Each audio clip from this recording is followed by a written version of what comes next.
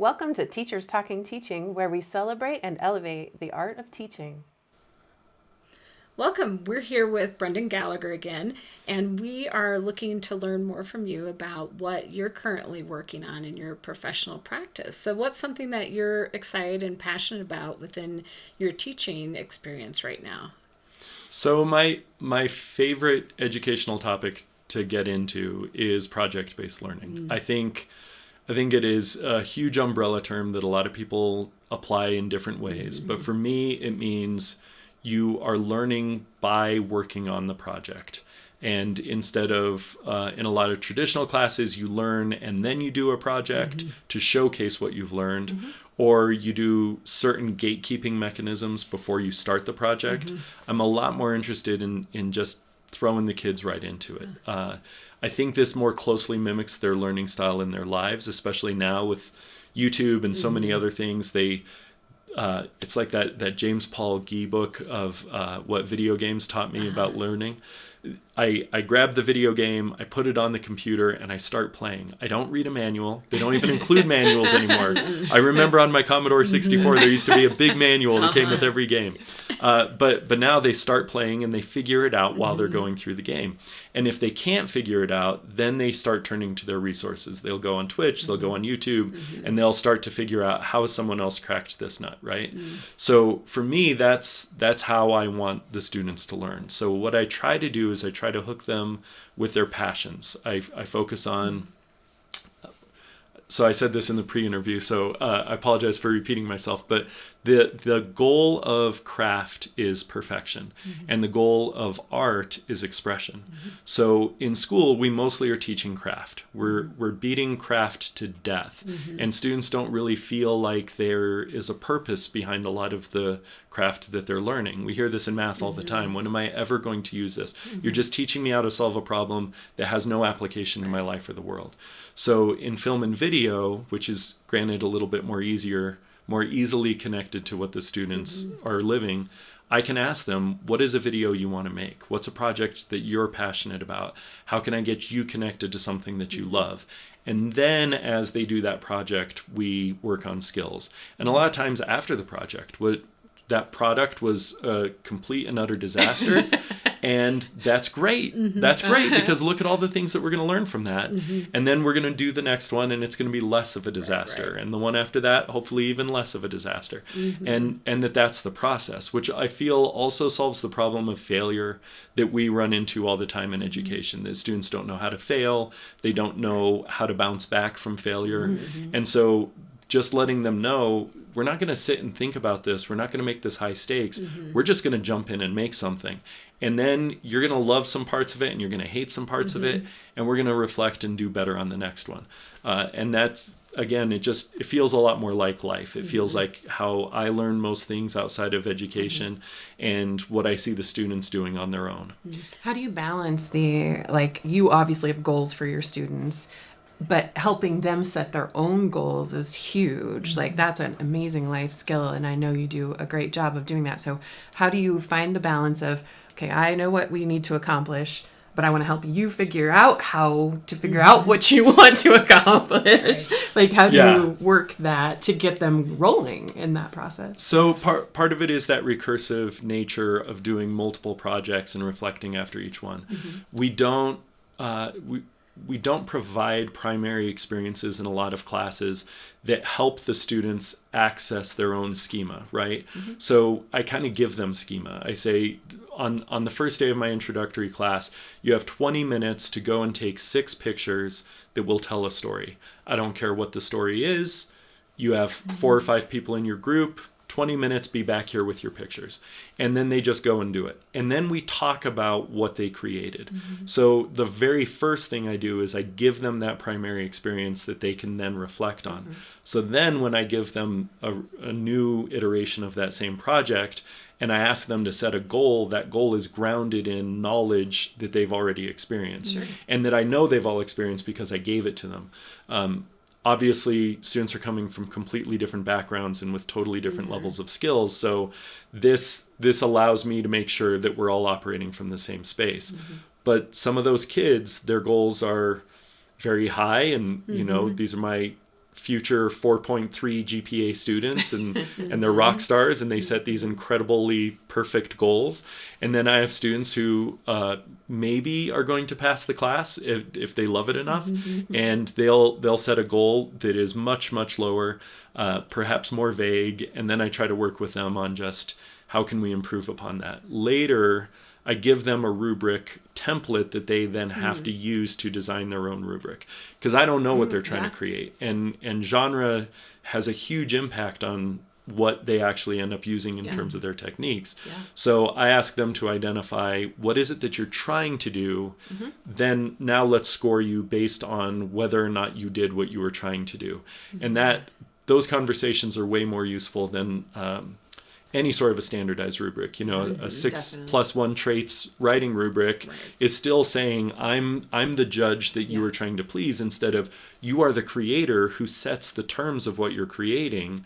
Let's talk within the universe you've created about the goals that you have, which again is always grounded in that expression that the student chooses. Huge trust, I feel like, too, in there. I mean, if you don't trust the students to be productive, and that feels like a road to nowhere. So I'm sure that there has to be a relationship built with those kids, as well as a lot of trust placed in their hands. Absolutely. And also some failure, like you said. That, Yeah, early on, we do a lot of community building.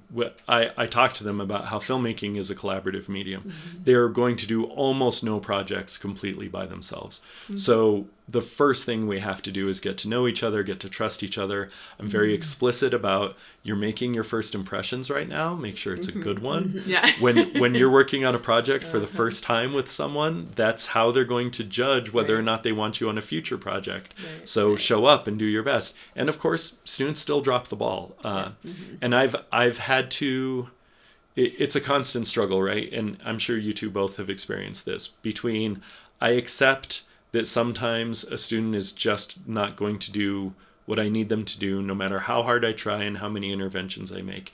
It's the choice that they're making, and I refuse to accept that any kid is not going to make it through my class. And so it's intervention after intervention, and just trying to bolster that kid up and help them out and partner them with the right personalities that they can work well with. And sometimes it still doesn't work, but I go into every semester thinking, no, this semester I'm going to get every kid. I'm going to figure it out. And thinking about like structures, because creation is messy, and it can go in so many different directions. And you talked about structure, providing rubrics. Like, what other structures do you provide within a typical day so that kids can get to the finish line? Like, how do you bring structure to messiness? Yeah, that's a great question. It's difficult too, because every project is different. And so some students need several weeks for one project. Some students are knocking out multiple smaller episodes or iterations of a different project. I do a lot of getting students to set their own deadlines. I set big deadlines, and then we work back from that to have them set their own smaller deadlines. And just I lean heavily on the saying that the relationship is the intervention. And it's 100 conversations every day with as many kids as I can get to on any given day of, talk to me about your project. Tell me what's going on. What are you trying to do? How can I help you do that? Trying to get them to think with some productive paranoia about things that could go wrong and how could it, all fall apart. I teach them the roles within production very explicitly. There are 7 major departments and roles behind the scenes, and then the acting role, of course, in front of the camera. And so I teach them, hey, this is what a producer does. A producer gets on their crew about schedules and deadlines and makes sure that everything is up to snuff. So if you're not talking to your producer or listening to your producer, then your project's not going to do well. So let's work on those dynamics and teaching those roles effectively. And then afterwards I say, hey, did you stay within your roles, or did you take over even though that person was the director on set? And it's really a lot of just reflection about how those different pieces have come together. And it's a very messy process. And I would say, conversation is probably my number one most important tool. I think you also, knowing your program, you try to build authentic audiences for the kids too. So can you talk about how you go about creating those instances where what they're working on actually has a showcase place or a reason for being made? Or thank you for naming that. That's huge. I'm lucky enough that I inherited all of those things. So we have a weekly video program that plays for the entire school. And sometimes it's been very standard studio-based, like a news broadcast. Students don't really like that on either the creation or the viewing side. So now it's much more of a variety show. Students do a variety of segments. Some of them are just straight comedy. Some of them are announcing and promoting things that are happening in the school. But the majority of the school watches it every Friday during the beginning of second period. So students hear it. They sit in their classes and they hear what their peers are doing, if they're laughing, if they're ignoring what's on the screen, or if they're really engaged and they think that their jokes are funny. It's the best thing on the planet, you know. That there's nothing better than creating a work of art that lands with an authentic audience. And once they get that bug, boy, they come back and they say, how do I make the next one even better? The other authentic audience is we have a film festival every year at the beginning of May. And before COVID, we were up to a little over 300 people were coming to that film festival. And the students, again, sitting in a big theater, seeing their film larger than life projected in our Performing Arts Center, and hearing the audience react. The dead silence when your movie ends and you just nailed the emotional tone and everyone's just sitting in that space. It's you know, it's cocaine for a creator. It's the best thing. Yeah. So you probably have students in your class right now who have YouTube channels, who have video blogs, who Absolutely. post All a bunch TikTok. on social media. Yeah. So how do you take like their natural, curiosity and investment in some of the social media and provide maybe a channel of, adding to what they already feel like, maybe they have something good going? How do you add on to that? So I try, again, I'm trying to ground everything in their experience. So when I put something up in front of the students in my class, I usually don't say, here's what's working, here's what isn't. I ask, I say, tell me what you're paying attention to. Tell me how you're feeling watching this. And I try to just make the conversation around that intent versus impact conversation of you're looking at something that one of your peers created, and is it working? Is it landing? How are you responding to it? And they hear that from each other, and that's the whole deal. I wanted to scare the audience, and I saw them jump at the right moment, and I wanted to make them cry, and I saw someone reaching for tissues, and there's no substitute for that. So instead of, it's a lot of inductive logic. Instead of me standing up there and saying, here's what the rule of thirds is, instead I show them a picture and I say, where are your eyes going? And why do you think your eyes are going there? And then I tell them about the rule of thirds and how we've discovered that this is what the human eye is naturally attracted to. So they get a ton of deductive, top-down, here are the fundamentals, here are the rules, follow the rules. And if I can get them to discover that on their own, it just is so much more meaningful, and it sticks. Yeah. I think that's true for any subject. It's Absolutely. just always tricky to do. Right. Yeah. Well, and that's To one of the create freedoms that I have because I teach video production now Yeah. more than traditional language arts classes. I very rarely have a state test that makes me feel like I've got to tell you all of these principles. Right. Instead, I Because can I let need it to drill them in your head. Exactly. Right. And you have to have them by March time. 25th. That's right. So instead, here's a process of discovery, and then students, they love it, and they sense the difference in the room. On the first day, I try to talk to them just as peers as much as I can. Like, we are here to learn together, to grow together. You are my coworkers in this journey. Let's make cool things together. And that works really well with some students. Some students it doesn't, and they really struggle with it. But most of them are grateful for a break from the traditional structures of school. Particularly, you've got a class where inductive approach is not the norm in most classes. You know, there are this set of standards, there are these high stakes tests that, you know, I must deliver this content to Or it's you. an AP class. Exactly. Yeah. Have a certain given curriculum. Mm-hmm. Yeah, it must feel like you have maybe a different sense of freedom. Tremendously so. As a teacher. Absolutely. And just the difference in attitude of a kid choosing an elective. Ben Gallagher, who's our department chair at Fossil, he has proposed, and I hope we can do this someday, instead of having an English 9, what if we had a bunch of electives that all met English 9 standards, and a kid could opt into a short stories class or a novels class or a mythology and science fiction class, and then they're just choosing to be there. Right. Just that little little bit, act, yeah. that little bit of I chose this class instead of the others. Right. It means you have a receptive audience going in, and all of those required classes, that becomes the first obstacle you have to overcome. I know you have to be here. Let me try to convince you that you should want to be here. Exactly. Right. I think the challenge that you are facing is the fact that because you don't have a prescribed curriculum, your planning time is absorbed with that. You have project-based, so you have lots of projects that you're trying to monitor, and so the drain on you has to be real.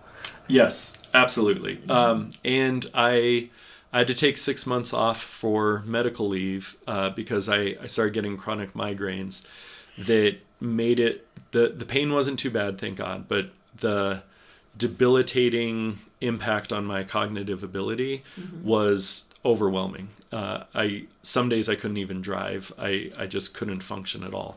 So I figured out a combination of medications and different strategies within my own life, but I'm still not functioning at the level that I used to beforehand.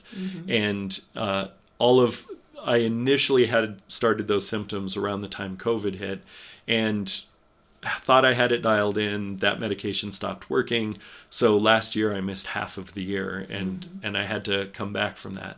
So I've really been trying to figure out how can I still teach as effectively as I was teaching before when I'm operating at about 75-80% of my previous capacity.